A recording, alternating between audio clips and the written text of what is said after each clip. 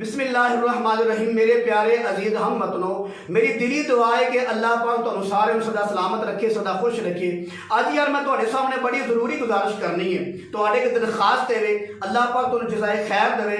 Video पूरी सुनो, उस तो बाद कमेंट में जरूर दसो, मेरी रहनुमाई फरमाओ कि मेरा मौक़िफ़ ठीक है या नहीं ठीक है। मेरे अजीज भाई, गुजारिश ये है कि जेड़ा अज तो चंद अरसा पहला मोटरवे का वाक़या पेश आया, औरत के नाल उन्होंने गुंडिया ने बगैरता ने रेप का मामला किया, बच्चों के सामने यानी कि ज्यादती की उन्होंने मां के नाल।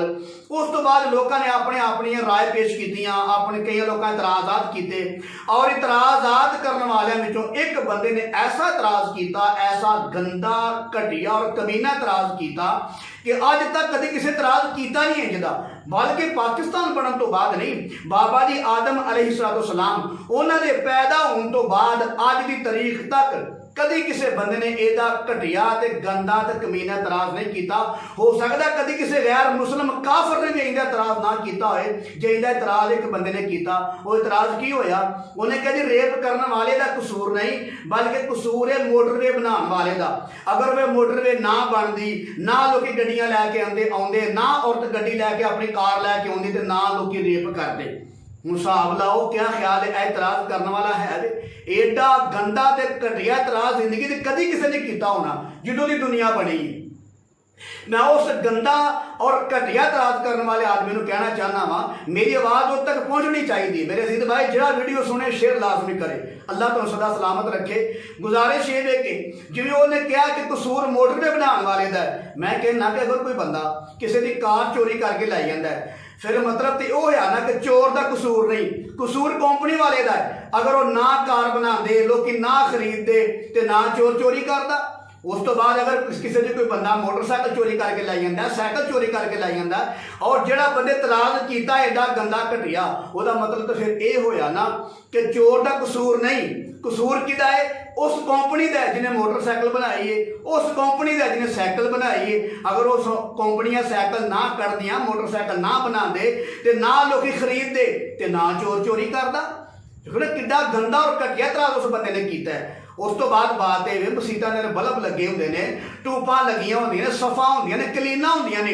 अगर कोई आदमी मस्जिद के विचों सफ चोरी करके लै जाता है, कलीन चोरी करके लै जाता, बल्ब चोरी करके लै जाता है, तो मतलब तो फिर ये होया ना कि चोर का कसूर नहीं, कसूर किदा है उस कंपनी का जिन्हें बल्ब बनाया, उस कंपनी का जिन्हें कलीन बनाई, सफ बनाई। अगर वो कलीन सफ ना बना दे, बल्ब ना बना दे, तो चोर चोरी भी ना करता। अगे बात यह है कि अगर कोई आदमी किसी ने अल्लाह माफ फरमाए गोली मार देता है, तो इतराज करने वाले तरीके के मुताबिक मतलब तो फिर यह होया ना कि गोली मारने वाले का कसूर नहीं, जिन्हें बंदा कतल किया वह कसूर नहीं। कसूर किदा है? कसूर उस कंपनी का है जिन्हें पिस्तौल बनाई, जिन्हें गोली बनाई। अगर वो कंपनी वाले पिस्तौल ना बना दे, गोली ना बना दे, लोग ना खरीदे, तो ना किसी ने गोली बजती, तो ना बंदा मरदा, तो मालूम होया कि गोली मारने वाले का कसूर नहीं, बल्कि कंपनी का कसूर जिन्हें पिस्तौल बनाई। अगर कोई आदमी बिजली चोरी करता है, तो मालूम होया बिजली चोरी करने वाले का कसूर नहीं, बल्कि कसूर वह है जिन्होंने लोगों ने बिजली बनाई, पहला जिन्होंने लोगों ने डैम बनाए, बिजली तैयार की, उन्होंने लोगों से केस करना चाहिए। उन्होंने लोगों को फड़ो, उन्होंने कसूर ना बिजली बना दे, ना लोग घर मीटर लगते, ना लोगों के लाइटां लगदियां, ठीक है, तो ना लाइट चोरी होंगी। जिस बंदे ने एडा गंदा इतराज किया है, उस तक मैं पैगाम पहुँचाना चाहना वा कि कसूर तुहाडे नज़दीक फिर ओहदा होया कि जिन्हें शमा बनाइया ने, जिन्हें बिजली बनाई है। चोर का कसूर तो कोई ना होया। अगर वो ना बिजली बनाते, तो ना चोर चोरी करता। वेख लवो कि उस बंदे का इतराज कित्थों तक जा रहा है।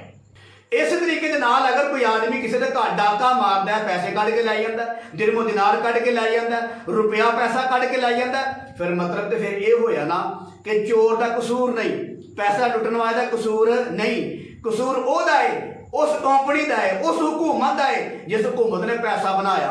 ना पैसे बनाते, ना रुपया बनता, ना लोग मेहनत करके ना घर लैके आते, तो ना चोर चोरी करता।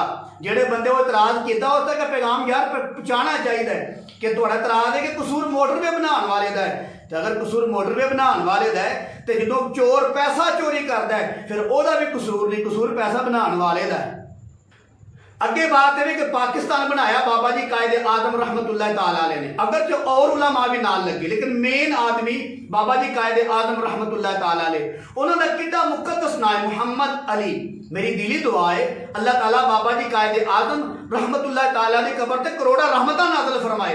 उन्होंने कितनियां कुर्बानियां दे के दिन रात ला के पाकिस्तान को बनाया, लेकिन पाकिस्तान के अंदर मैं लम्मी गल नहीं करता, हर शोबा सरकारी ਉਹਦੇ ਬਾਰੇ सारी दुनिया जानती है।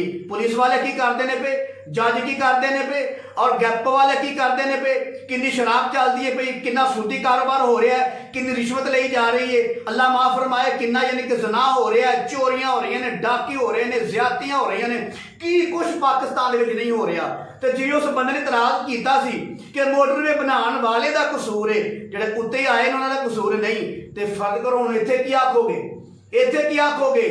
अल्लाह माफ फरमाए कि बाबा जी कायदे आजम का कसूर है, उन्हें पाकिस्तान बनाया, वो पाकिस्तान ना बना दे तो ना कोई चोर चोरी करता, इतने ना जना होंदा, ना डाका होंदा, ना चोरी होंदी, ना सूदी कारोबार होंदा, ना पुलिस वाले रिश्वत लेंदे, ना जज रिश्वत लेंदे। ए सारा निजाम सरकारी का बेड़ा गर्क होया पिया, सब कुछ ना होंदा, फिर कसूर अल्लाह माफ फरमाए किदा गिनोगे? कसूर कहोगे बाबा जी कायदे आजम का, उन्हें पाकिस्तान बनाया, उन्होंने कसूर है। अगर वो पाकिस्तान ना बनाते तो पाकिस्तान च इन्ने लगवियात, इन्ने गुनाह जिहड़े हो रहे हैं ना होंदे। की ख्याल ये आखोगे? नहीं मेरे अजीज भाई, इत्थों हिसाब ला लो, वो बंदा किड्डा गंदा घटिया दिमाग का आदमी है जिन्हें यह इतराज किया कि कसूर मोटरवे बनाने वाले का। मेरे अजीज भाई, इत्थे कोई नहीं आखेगा कि कसूर पाकिस्तान बनाने वाले का, सारे कहणगे पाकिस्तान दे बनाया उन्होंने नेक नीति दे नाल, लोकां दी रहनुमाई वास्ते, लोकां दी भलाई वास्ते, लोकां दी आज़ादी वास्ते बनाया, लोकां दी सहूलत वास्ते बनाया, उन्हें कुर्बानियां दित्तियां। अगों लोकां दा अपना अमल है, ते इंज भी मोटरवे बनाने वाले भी लोकां दी आसानी वास्ते, सहूलत वास्ते मामला किया। अगर कोई आदमी गलत करता है तो बनाने वाले का कसूर नहीं, बल्कि गलत उन्हें इस्तेमाल करने वाले का कसूर है। अगली बात यह कि पाकिस्तान के अंदर जगह जगह ते जानवर चोरी होंदे ने, कि बकरा चोरी हो गया, लेला चोरी हो गया, माल डंगर खुल गया, कि मझ खुल गई, हत्ता कि कुत्ते तक चोरी हो जाते हैं। तो हुण बंदा इत्थे तराज बंदा की करेगा कि जिन्हें जानवर बनाए ने उन्होंने पूछा जाए माज अल्लाह माफ फरमाए नकले कुफर कुफर ना बाशद, क्या अल्लाह तआला नूं पूछा जाए कि मेरे अजीज भाई वो तराज करने वाला सोचे जिन्हें तराज एडा गंदा घटिया किया कि मोटरवे बनाने वाले का कसूर है।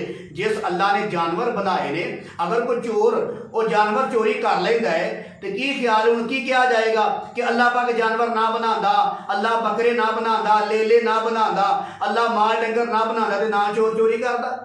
फिर तराज करने वाला फिर ये कहेगा ना, फिर लिहाजा वेल वो कि तराज करने वाला तराज कितना गंदा तराज है। अगली बात है कि इंसान है, इंसान गुनाह करता है, गुनाह का पुतला है, हर इंसान गुनाह करता है, फिर अल्लाह को माफी मांगता, अल्लाह माफ कर छड़ते हैं। हुण बंदा वो इतराज वो घटिया कल वाला भी तरह की ख्याल इतराज करेगा कि इंसान गुनाह करता है, ज़ना करता है, चोरी करता है, डाके करता है, रिश्वत खाता है, सूद खाता है, बड़े गुनाह इंसान करता है, अल्लाह को माफी भी मांगता है। की ख्याल वो इतराज करने वाला जिन्हें मोटरवे पर इतराज किया है, वो की ख्याल हुण ये भी इतराज करेगा कि अल्लाह पाक ने इंसान को बनाया तो गुनाह किया, इंसान ना पूछो, ये अल्लाह पाक ने पूछो माज अल्लाह माफ फरमाए नकले कुफर कुफर ना बाशद। की ख्याल है अल्लाह ने पूछा जाएगा कि या अल्लाह तू इंसान बनाए, अगर ना इंसान बनाता तो ना इन्हें गुनाह कर दे, ना इंसान बनाता ना रिश्वत खाते, ना सूद खाते, ना जना करते, ना चोरियां करते, ना डाके करते। ये इंसान का कसूर नहीं बल्कि इंसान बनाने वाले का कसूर। की ख्याल है ये किया जाएगा? जेडे बंदे ने मोटरवे वाला एडा गंदा तराज किया है वो अपने तराज से गौर करे, बल्कि कल ये भी आखेगा कि इंसान गुनाह करता है, यदा कसूर नहीं। अगर अल्लाह ताला इंसान ना बनाता तो ना गुनाह कर दे। की ख्याल अल्लाह पाक फिर इंसान अल्लाह से तराज करेगा कि या अल्लाह अगर तू ना जानवर बनाता, ना चोरी होंदे, ना इंसान बनाता, ना गुनाह कर दे, ना जमीन बनाता, ना जो ते गुनाह होंदा, तो मेरे अजीज भाई वेख लो उस आदमी का किड्डा गंदा और घटिया तराज है, तो कित्थे तराज जा रहा है। जिदों की दुनिया बनी है एडा गंदा तराज किसी नहीं किया। मेरे अजीज मेरे प्यारे हम वतनों, ऐसिया बातें नहीं करनिया चाहिए, ऐसिया गल्लां करने वाली पहचान हो जाती असल में, क्योंकि इंसान का किरदार है, जिहड़ा इंसान की औकात है, वो ज़बान से छुपी होंगी है। जो इंसान बोलता है तो सारे राज अल्फाज खोल के बाहर आ जाते हैं कि ये किस कैटागरी का आदमी है, ये किस औकात का मालिक है। लिहाजा मेरे अजीज भाई ऐसा एतराज़ नहीं करना चाहिए जोड़ा बिल्कुल जहलीत मबनी है और गंदा तो घटिया तराज है। मेरी दिली दुआ है जिन्हें मेरे पाकिस्तान रहने वाले शहरी ने, मेरे माशाअल्लाह पाकिस्तानी बाशिंदे ने, अल्लाह सब नूं सलामत रखे, अल्लाह सब नूं खुश रखे, अल्लाह सब नूं दुश्मन के शर तो महफूज रखे, हासिद दी हसद तो महफूज रखे। पाकिस्तान जिंदाबाद।